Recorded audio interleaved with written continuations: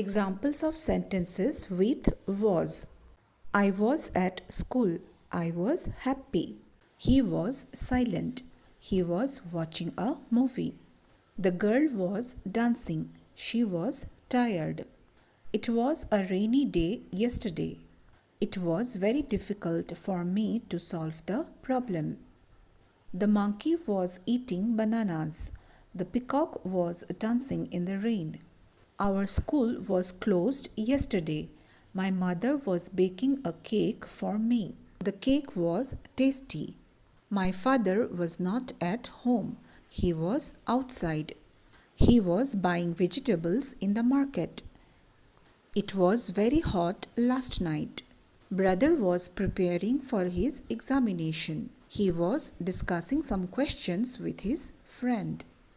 He was studying hard. How was your day? It was good.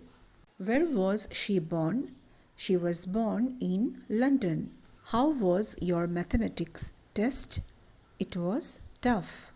The classroom was clean. His body was covered with sweat.